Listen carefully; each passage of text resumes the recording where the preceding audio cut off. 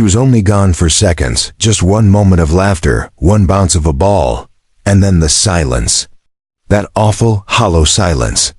A father frozen in fear, a child sinking fast, and a shelter dog barely 6 months old, who made a decision. That changed everything. What she did next, no one saw coming. And it left an entire town in tears. If you're new to the channel, make sure to subscribe and hit that like button, it really helps. And let us know in the comments, where are you watching from? Now let's jump into the story. The last place Jonas thought he'd find himself on a sunny Saturday morning was outside the Greenfield Animal Shelter. He stood there with his hands deep in his jacket pockets, trying not to look like he wanted to turn around. Behind him, his 4-year-old daughter Nina bounced on her toes, holding a pink stuffed bunny and pointing at the line of barking dogs in the distance. "Daddy, that one looks like he's wearing socks." She giggled, tugging at his sleeve. Jonas gave a tired smile. He hadn't smiled much lately. Not since they lost Claire, his wife, 8 months ago. Most days felt like walking through fog, trying to keep things steady for Nina while carrying the weight of his own silence. The house had grown too quiet, Nina had noticed. "That's why they were here. We're just looking," he reminded her gently. Inside, the shelter was noisy. Barking echoed off concrete walls, and the air smelled like cleaning spray and old blankets. Nina didn't seem to mind. She waved at every tail she saw, pressing her nose to the glass panels like it was a zoo.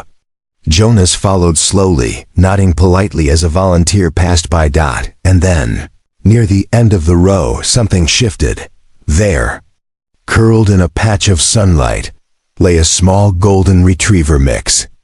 Her coat was dull, a little patchy near one side. She had one ear that stood tall and the other that flopped lazily. No barking, no jumping, just soft, watchful eyes. When Nina stopped, the dog lifted her head slightly. "She's pretty," Nina whispered.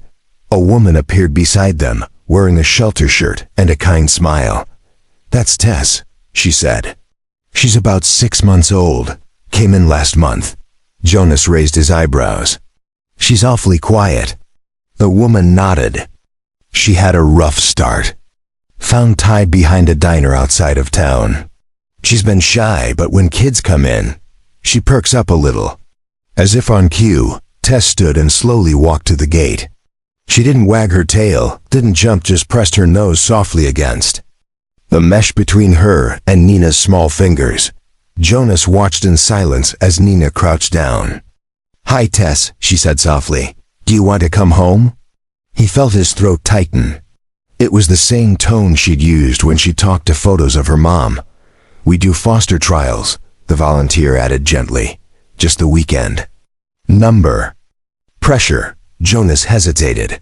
His head said no, his heart. Well, it had been quiet for a long time too. He looked at Nina's face, hopeful, gentle, full of trust. And Tess, still standing there, as if she was waiting for a yes she didn't believe would come. "All right," Jonas said at last. "Just for the weekend." The ride home was quiet. Tess sat in the back seat beside Nina, body stiff but calm. She didn't bark once. Nina talked the whole time about the park, her stuffed animals, how she thought Tess would like apples, even though Jonas wasn't sure dogs could eat them. At home, Tess didn't run around like most puppies do. She explored slowly, sticking close to Nina like a shadow. When Nina rolled a rubber ball across the living room, Tess trotted after it, picked it up carefully, and dropped it at her feet. No growls, no jumping. Just that same soft, watching calm. Jonas sat on the edge of the couch, arms crossed. He wanted to feel something, anything. Instead, he felt tired. Still, he watched. That night, after a long bath and a bedtime story, Nina fell asleep curled on her side, with her stuffed bunny tucked beneath her chin. Jonas stood in the hallway, just about to switch off the light, when he saw Tess walk in quietly. She circled once, then lay down just outside Nina's room, her head on her paws. She didn't move all night. Jonas found himself staring. Something About the way she positioned herself, not guarding, not nervous, just present. It pulled at something deep inside him. Like maybe she understood. The next morning, Jonas woke up to the sound of little footsteps. Nina was giggling in the living room. He shuffled in to find her coloring on the rug. Tess stretched out behind her, one paw gently resting across Nina's ankles. "Look, Daddy," Nina whispered, holding up a crayon drawing of her. "Jonas and Tess. She's part of our family now." Jonas knelt beside her and looked at Tess. The puppy met his gaze calmly, as if waiting for him to decide something important. He didn't say yes, not out loud. But as he reached forward and gently scratched behind her ear, Tess leaned in slightly and closed her eyes. Later that day, Jonas surprised Nina. "Let's go to Crescent Lake," he said. Nina gasped. Really?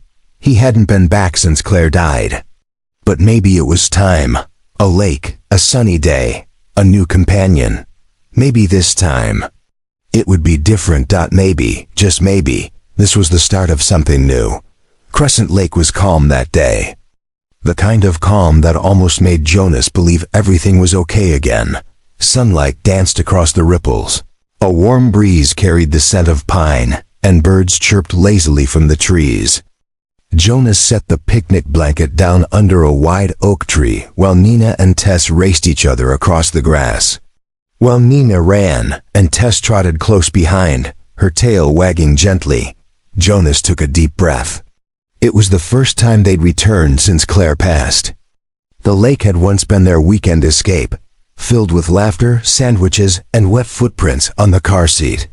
Now it felt like a test, but so far, the day was going well.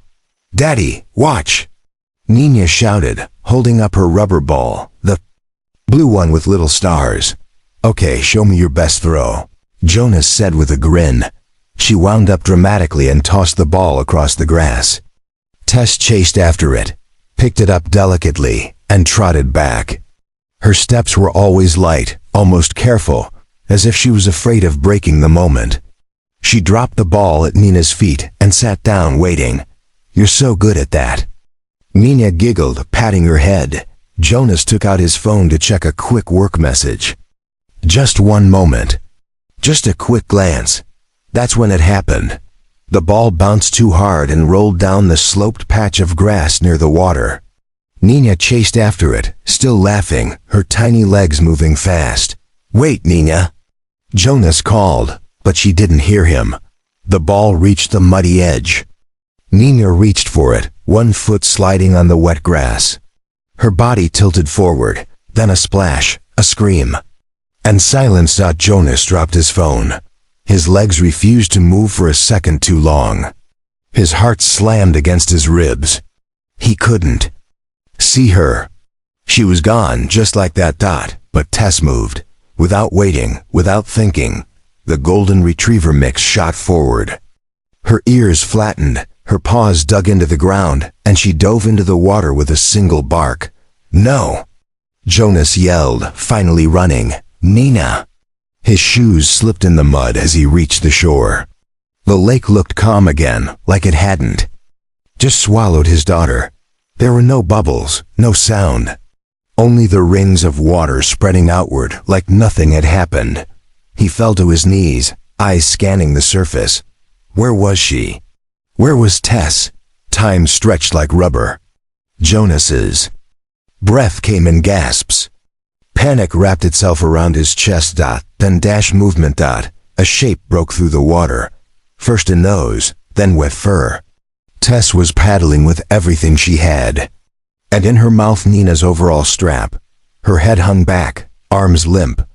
Jonas's heart sank. No, he threw himself into the lake. The cold was sharp, biting through his clothes, but he didn't stop. His arms sliced through the water toward them. "Nina, hold on, baby, I'm coming." Tess's legs churned hard beneath the surface. She didn't let go of Nina, even when Jonas reached them. Even as he grabbed his daughter's tiny body, Tess held on, keeping her head above water, keeping her safe. Jonas pulled Nina close. Her chest moved just barely.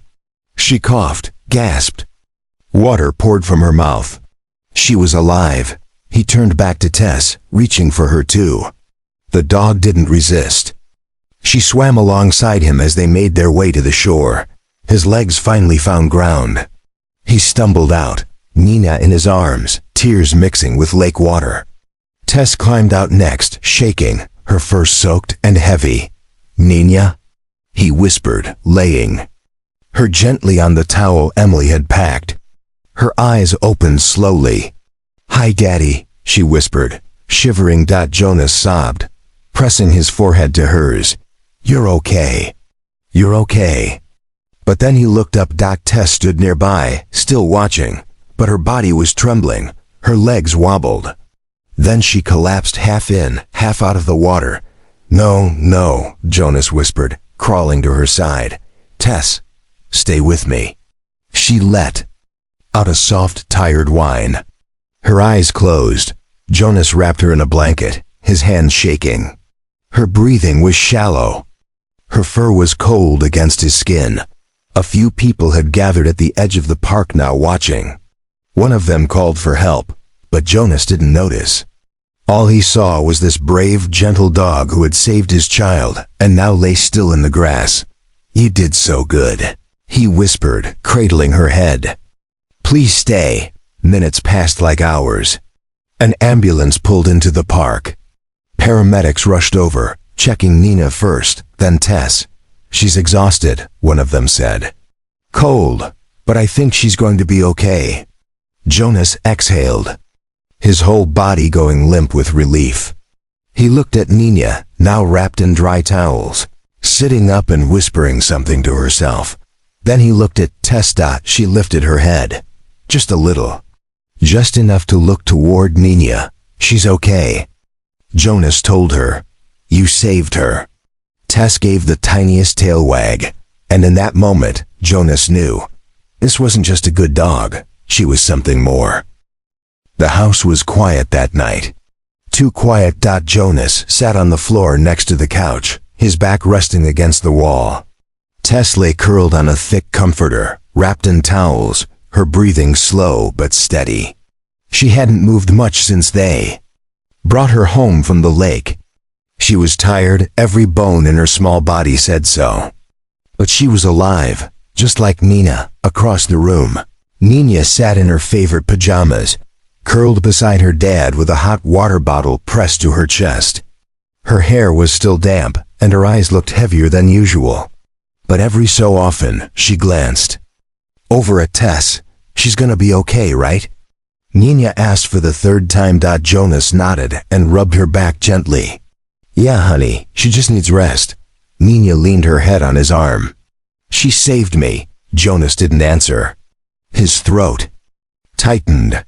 He stared at Tess, remembering the way she had pulled Nina from the water, her jaws locked gently on the straps of those bright yellow overalls. She hadn't panicked. She hadn't looked back. She had just done it. Jonas had never seen anything like it. That night, after Nina fell asleep on the couch beside Tess, Jonas tiptoed to the garage. He hadn't been in there in months, not really. The light flickered as he pulled the chain. Dust danced in the air. Everything was untouched. In the far corner sat an old blue storage bin. He pulled off the lid slowly, his fingers already trembling. Inside were things he hadn't looked at since Claire's accident. A small life jacket, a pair of little swim shoes, a plastic whistle still attached to a broken strap, and a photo faded at the corners. Claire and Nina standing at the edge of Crescent Lake. Claire had her arms around their daughter, both of them laughing. That photo had been taken just 2 weeks before everything changed. Jonas swallowed hard, sitting down on the cold floor. His shoulders shook as he stared at the picture, trying to remember the sound of Claire's laugh, the smell of her shampoo, the way her hand felt in his. But more than anything, he remembered the water. He had frozen that day too. Claire had fallen from the boat. Just a simple slip while reaching for something Nina had dropped. She hit her head on the edge.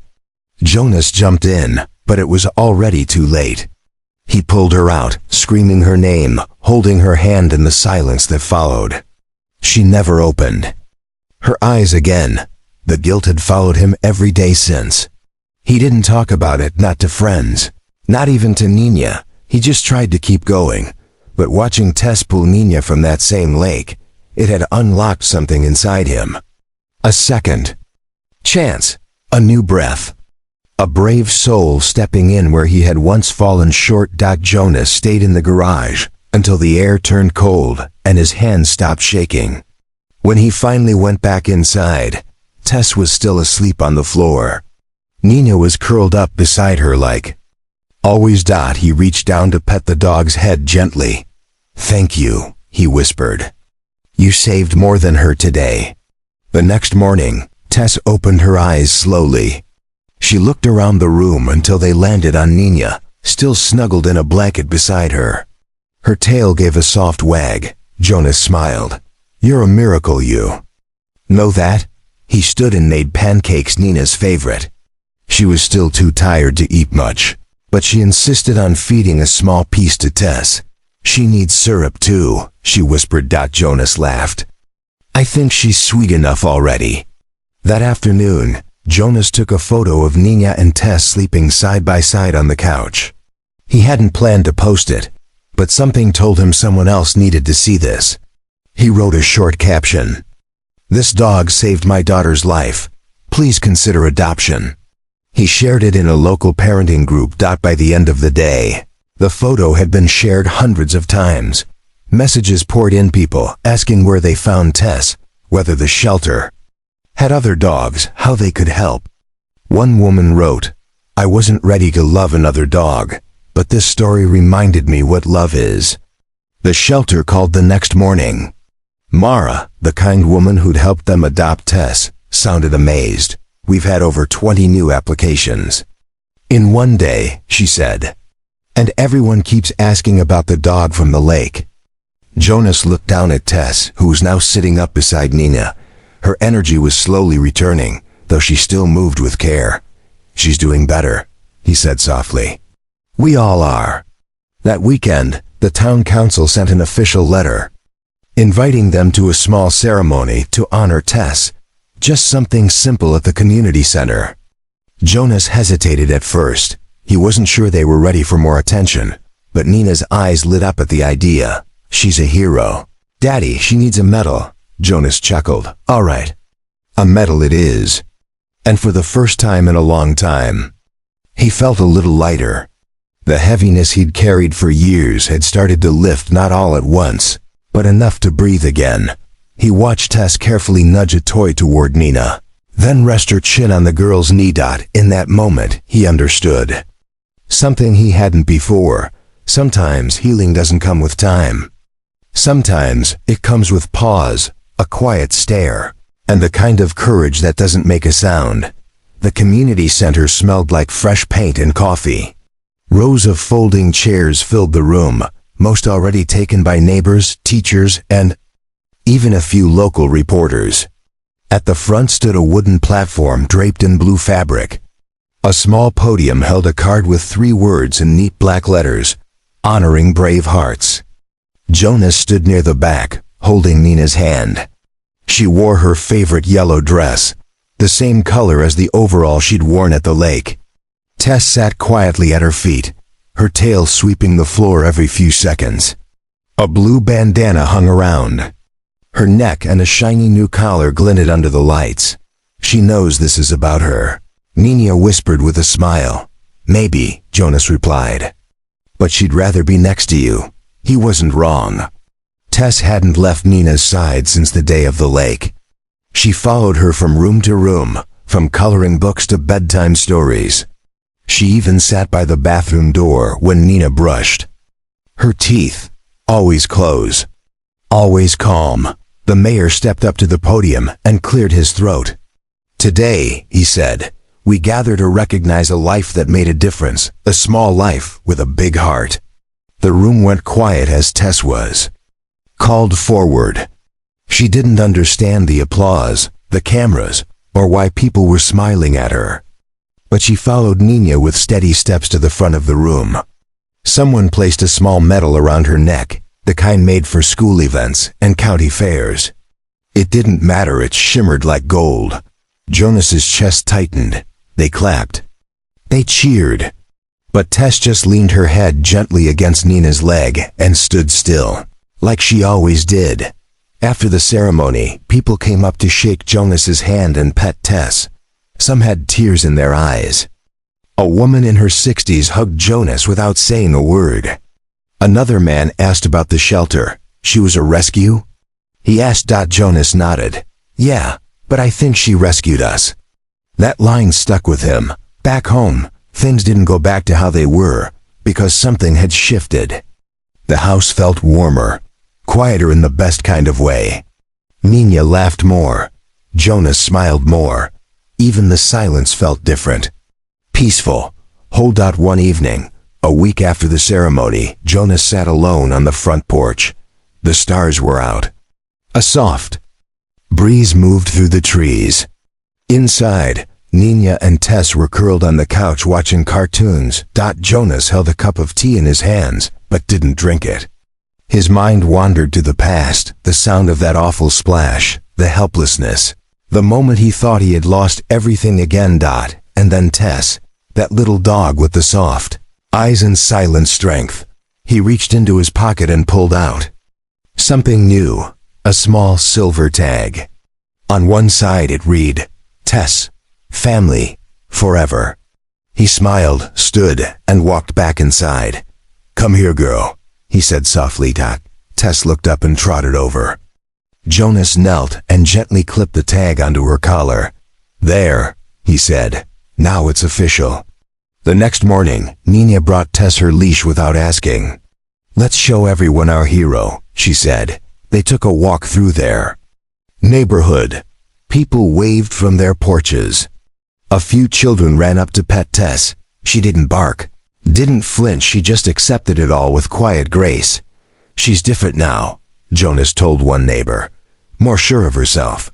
Like, she knows she matters. But the truth was, Tess had always mattered. It wasn't the medal, the applause, or the photos. It was the way she chose Nina from the beginning. The way she watched, listened, stayed close. She hadn't needed training. She had just understood. Later that night, Jonas sat in Nina's room while she slept. Tess lay at the foot of the bed, one paw hanging off the side, tail still.